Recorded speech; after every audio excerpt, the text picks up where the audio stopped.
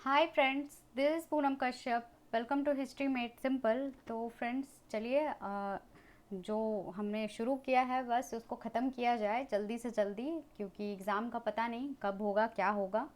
तो चलिए देख लेते हैं, आगे बढ़ते हैं और देखते हैं आज का पहला सवाल। तो अगर आप लोगों को वीडियो पसंद आती है तो प्लीज़ वीडियो को शेयर कीजिए ज़्यादा से ज़्यादा और लाइक भी कीजिए। और अगर आप मेरे चैनल पे नए हो तो चैनल को सब्सक्राइब करना मत भूलिए प्लीज़। तो चलिए देखते हैं पहला सवाल। निम्नलिखित युग्मों पर विचार कीजिए। एक तरफ किला है, दूसरी तरफ स्थान दिए गए हैं और जो सम्मिलित है हमें वो बताना है फ्रेंड्स। तो पहला है फोर्ट सेंट जॉर्ज कलकत्ता, दूसरा है फोर्ट विलियम बम्बई। तो फ्रेंड्स ये दोनों ही सम्मिलित नहीं है बिल्कुल भी, तो इसलिए ऑप्शन नंबर डी कूट का सही हो जाएगा। अगला देखते हैं, भारत में अंग्रेजी कंपनी की व्यापारिक गतिविधियों का प्रथम केंद्र कौन सा था। ऑप्शन नंबर पहला है पणजी, दूसरा मछलीपट्टनम, तीसरा मद्रास और चौथा सूरत। तो फ्रेंड्स इसका सही आंसर हो जाएगा ऑप्शन नंबर डी सूरत। अगला है, निम्नलिखित कथनों पर विचार कीजिए। पहला है, अंग्रेजों ने पूर्वी तट पर स्थित मद्रास पट्टनम में व्यापारिक चौकी स्थापित की। दूसरा, अंग्रेजों ने मद्रास पट्टनम में बसने का अधिकार स्थानीय तेलुगु सामंतों से खरीदा था। और तीसरा, डच प्रतिद्वंदियों के कारण अंग्रेजों को मद्रास की किलेबंदी करनी पड़ी। तो इसमें जो सही है फ्रेंड्स हमें वो बताना है। तो एक और दो तो सही है, तीसरा नहीं है, तो इसलिए कूट का ऑप्शन नंबर बी सही हो जाएगा, एक और दो। अगला देखते हैं, ब्रिटिश कालीन बंबई शहर के संदर्भ में निम्नलिखित कथनों पर विचार कीजिए। पहला है, यह 7 टापुओं को मिलाकर बना था। दूसरा, यह औपनिवेशिक भारत की वाणिज्यिक राजधानी था। और तीसरा, ईस्ट इंडिया कंपनी यहाँ से चीन को अफीम का निर्यात करती थी।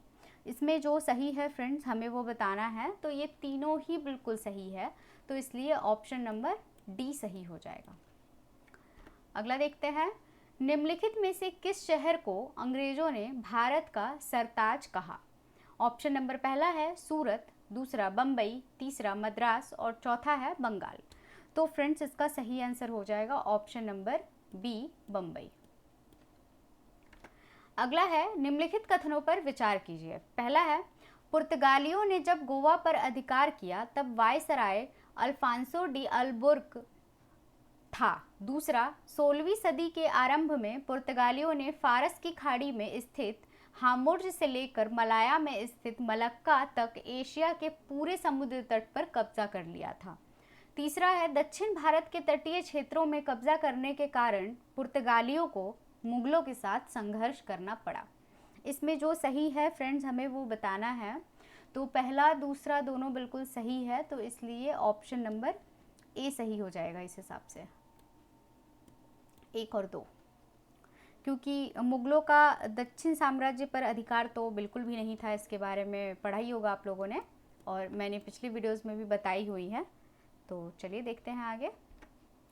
16वीं सदी के यूरोपीय व्यापारिक कंपनियों के संघर्ष के संबंध में कौन सा कथन असत्य है। पहला है, इंग्लैंड, हॉलैंड और फ्रांस जैसे व्यापारिक देशों ने विश्व व्यापार पर स्पेनी और पुर्तगाली एकाधिकार के खिलाफ कड़ा संघर्ष छेड़ दिया। दूसरा, इस सदी के उत्तरार्ध में इंडोनेशिया के व्यापार पर फ्रांस का अधिकार स्थापित हो गया। तीसरा, भारत श्रीलंका और मलाया के व्यापार पर अंग्रेजों ने अधिकार जमा लिया। और चौथा है, डचों की दिलचस्पी भारत में नहीं बल्कि इंडोनेशिया के मसालों के द्वीप पर थी। तो फ्रेंड्स इसका सही आंसर हो जाएगा ऑप्शन नंबर बी, जो कि असत्य है, ये असत्य है। चलिए अगला देखते हैं, कौन सा अंग्रेज अधिकारी 1615 में जहांगीर से मिलकर मुगल साम्राज्य के सभी भागों में व्यापार करने और फैक्ट्री खोलने का अधिकार देने वाला एक शाही फरमान जारी कराने में सफल रहा। ऑप्शन नंबर पहला है कैप्टन हॉकिंस, दूसरा सर टॉमस रो, तीसरा जोशिया चाइल्ड और चौथा है सर जॉन गोयर। तो फ्रेंड्स इसका सही आंसर हो जाएगा option number B sir Thomas Roe, option number B. अगला है, निम्नलिखित कथनों पर विचार कीजिए। अंग्रेजों ने बंबई को फ्रांसीसियों से प्राप्त किया। दूसरा, अंग्रेजों ने दक्षिण भारत में अपनी पहली फैक्ट्री कोचीन में स्थापित की।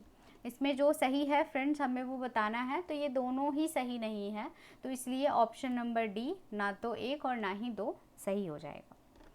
अगला है 1686 ईस्वी में औरंगजेब द्वारा अंग्रेज व्यापारियों को बंगाल स्थित उनकी फैक्ट्रियों से खदेड़ने का प्रमुख कारण था। ऑप्शन नंबर पहला, अंग्रेजों का बंगाल के नवाबों के साथ संघर्ष। दूसरा, अंग्रेज अधिकारियों का मुगल राज दरबारों के षड्यंत्रों में शामिल होना। तीसरा, अंग्रेजों द्वारा हुगली को तहस नहस कर मुगल साम्राज्य के खिलाफ युद्ध की घोषणा करना। और चौथा, अंग्रेजों का मराठों के साथ मैत्रीपूर्ण संबंध। तो फ्रेंड्स इसका जो सही आंसर हो जाएगा वो होगा ऑप्शन नंबर सी, अंग्रेजों द्वारा हुगली को तहस नहस कर मुगल साम्राज्य के खिलाफ युद्ध की घोषणा करना। अगला देखते हैं, 16वीं-17वीं सदी में ईस्ट इंडिया कंपनी के द्वारा स्थापित फैक्ट्री के संबंध में कौन सा कथन सही है? पहला है, अंग्रेजों ने 1651 में उड़ीसा में अपनी फैक्ट्री की स्थापना की। दूसरा, उन्होंने मद्रास फैक्ट्री के इर्द गिर्द फोर्ट सेंट जॉर्ज नाम का एक किला बनाया। तो फ्रेंड्स इसका जो सही आंसर होगा वो हो जाएगा ये केवल 2। तो इसलिए ऑप्शन नंबर बी इस हिसाब से कूट का सही हो जाएगा। चलिए अगला देखते हैं, क्योंकि ये पहला वाला जो है ये 1651 की घटना नहीं है, 1633 की है। अच्छे से लिख नहीं पा रही हूँ बट हाँ आप लोगों को बोल दिया है, नोट कर लीजिएगा आप लोग। अगला देखते हैं, फ्रांसीसी ईस्ट इंडिया कंपनी के संबंध में कौन सा कथन असत्य है? पहला है, फ्रांसीसी ईस्ट इंडिया कंपनी ने भारत में व्यापार अंग्रेजों के बाद शुरू किया। दूसरा, फ्रांसीसी ईस्ट इंडिया कंपनी पूरी तरह फ्रांस की सरकार से स्वतंत्र थी। और तीसरा, फ्रांसीसी गवर्नर जनरल डुप्ले के समय फ्रांसीसियों की दक्षिण भारत में शक्ति चरम सीमा पर थी। चौथा, वाडीवाश युद्ध के बाद हुई पेरिस संधि के बाद फ्रांसीसी भारत में केवल व्यापार केंद्रों के रूप में काम कर सकते थे तथा ना तो वे अपने कारखानों की कीलेबंदी कर सकते थे और ना ही वहां सैनिक रख सकते थे।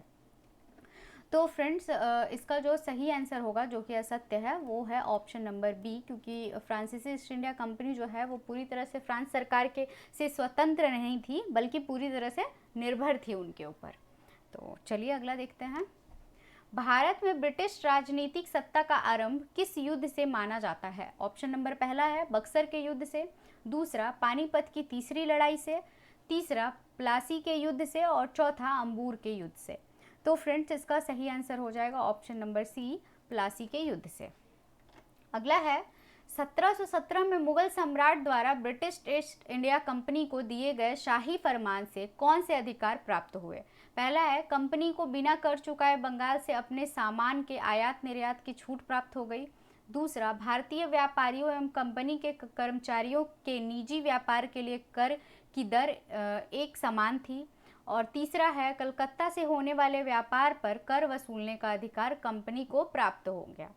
तो जो इसका सही आंसर होगा फ्रेंड्स वो होगा पहला और दूसरा सही है, तो इसलिए ऑप्शन नंबर ए सही हो जाएगा इसका, क्योंकि उन लोगों को दस्तक प्राप्त हो गई थी तो टैक्स वगैरह वसूलने का झंझट ही खत्म, फ्री व्यापार मिल गया था उन लोगों को करने को। चलिए अगला देखते हैं, भारत में फ्रांसीसी महत्वाकांक्षाओं के अंत का निर्णायक कारण क्या था? ऑप्शन नंबर पहला है, ब्राज़ील की खोज के बाद उसके प्रति अभिरुचि उत्पन्न होना। दूसरा, व्यापार में भारी घाटा। तीसरा, वाडीवाश के युद्ध में निर्णायक पराजय। और चौथा, डुप्ले की विस्तारवादी योजनाओं द्वारा सक्रिय हस्तक्षेप। तो फ्रेंड्स इसका सही आंसर हो जाएगा ऑप्शन नंबर सी, वाडीवाश के युद्ध में निर्णायक पराजय। अगला देखते हैं, यूरोपीय कंपनियों के संदर्भ में निम्नलिखित कथनों में से कौन सा सही है? पहला है, भारत में सर्वप्रथम संयुक्त पूंजी कंपनी का गठन पुर्तगालियों द्वारा किया गया। दूसरा, भारत में पुर्तगाली शक्ति का वास्तविक संस्थापक अल्मेडा था। तीसरा, डचों ने 1510 में बीजापुर के सुल्तान आदिल शाह से गोवा जीत लिया। और चौथा, उपयुक्त में से कोई नहीं।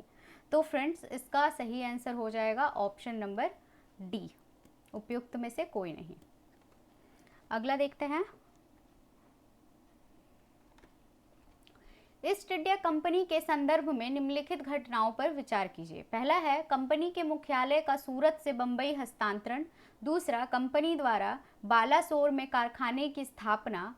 तीसरा, मुगल सम्राट द्वारा कंपनी पर जजिया कर लगाना।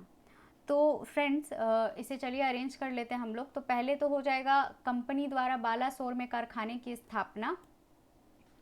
दूसरा हो जाएगा मुगल सम्राट द्वारा कंपनी पर जजिया कर लगाना। और तीसरे नंबर पे हो जाएगा कंपनी के मुख्यालय का सूरत से बम्बई हस्तांतरण। तो ये सही क्रम है। तो इस हिसाब से आंसर हमारा जो है वो हो जाएगा ऑप्शन नंबर सी 231। अगला देखते हैं। निम्नलिखित कथनों पर विचार कीजिए। पहला है, वर्ष 1690 ईस्वी तक ईस्ट इंडिया कंपनी के कुल व्यापार में कपड़ों के हिस्से में गिरावट आई एवं मसालों का हिस्सा बढ़ता गया। दूसरा, फ्रांसीसियों एवं अंग्रेजों द्वारा शोरा का उपयोग बारूद बनाने में किया जाता था। साथ ही इसके भारीपन की प्रकृति के कारण इसका उपयोग जहाज़ों को संतुलित करने में भी किया जा सकता था।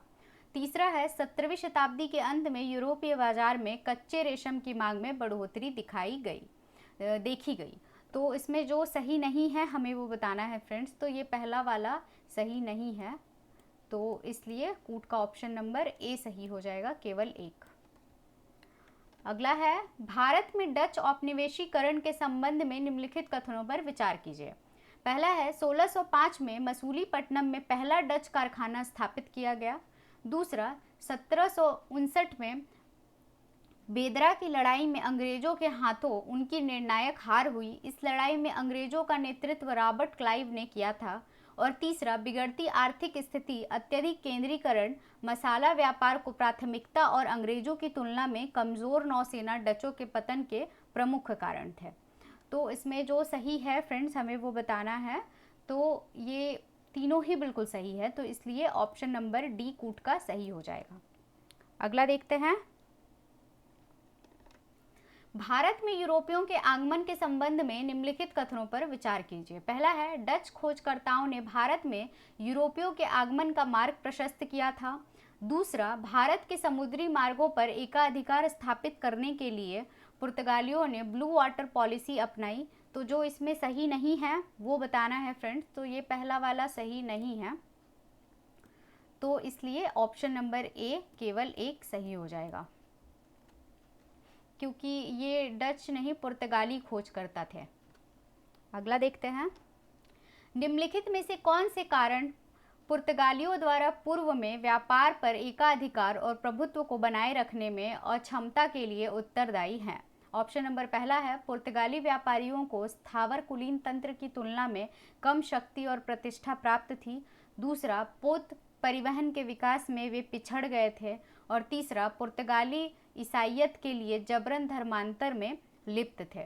तो इसमें सही उत्तर हमें बताना है फ्रेंड्स। तो ये तीनों ही बिल्कुल सही है, तो इसलिए ऑप्शन नंबर डी कूट का सही हो जाएगा। अगला है, ईस्ट इंडिया कंपनी के संदर्भ में निम्नलिखित कथनों पर विचार कीजिए। पहला है, महारानी एलिजाबेथ कंपनी की शेयर धारक थी। दूसरा, 1698 में इसने सुल्तानती कालीकाता और गोविंदपुर की जमींदारी प्राप्त कर ली थी। और तीसरा है, 1717 में फर्रुखशियर के फरमान ने कंपनी को गुजरात और दक्कन में भी सीमा शुल्क से छूट प्रदान कर दी थी। तो इसमें जो सही है हमें वो बताना है फ्रेंड्स। तो ये तीनों ही बिल्कुल सही है, तो इसलिए ऑप्शन नंबर डी कूट का सही हो जाएगा। तो फ्रेंड्स आज की वीडियो में बस इतना ही। Thank you so much video को पूरा देखने के लिए। तो अगर वीडियो पसंद आई है तो लाइक कीजिए, अपने दोस्तों के संग ज़्यादा से ज़्यादा शेयर कीजिए और चैनल को सब्सक्राइब करना मत भूलिए प्लीज़। तो मिलते हैं हमारे नेक्स्ट वीडियो में। Till then tata, bye bye, take care.